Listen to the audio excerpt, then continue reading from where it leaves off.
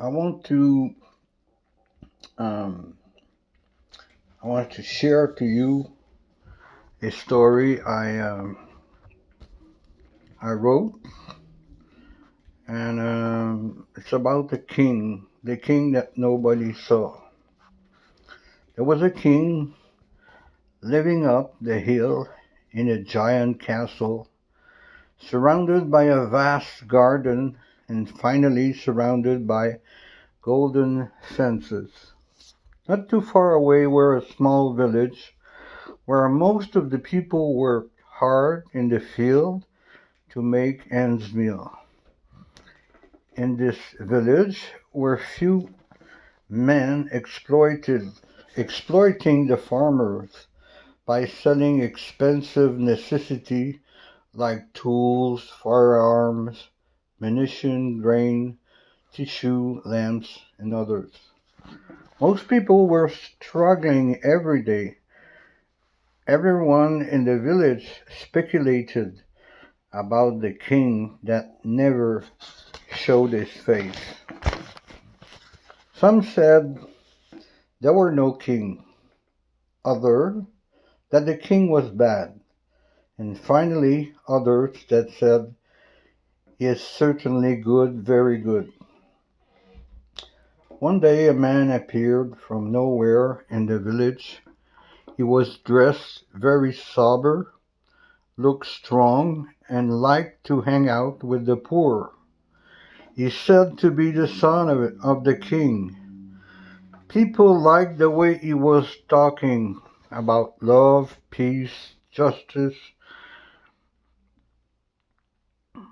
and also he was talking about the promise that all who put his talk in practice and believe who he is will one day have a place in his father's castle. What was unbelievable is the fact that all who will follow him will inherit the same as the son will. One thing annoyed the poor listener is that the stranger told them that one day he's gonna be killed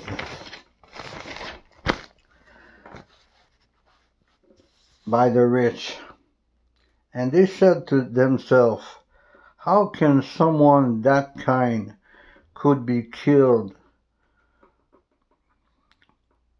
It's impossible. The stranger had lots of money with him, so he could help the poor in need. The rich were suspicious of the stranger, and they didn't like the fact he helped the poor. So one day the rich killed him. The poor peasant had no choice to bring his body to the castle. They brought his body without any argument from the the keepers of the golden gates.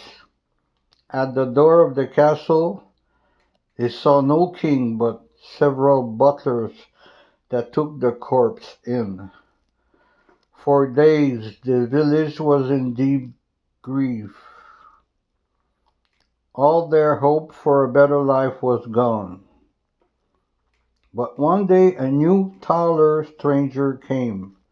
He was well dressed, his face shone like the sun. Once he began to talk, they recognized he was the son of the king, well alive. He said, don't be surprised. My father the king has the power to give life back. So he said to them, because of your obedience and that you trusted in me, today is the day I will bring all of you with me to my father's house. Once in the king's castle, They were all dressed with a white silk garment, and they were all given a golden crown.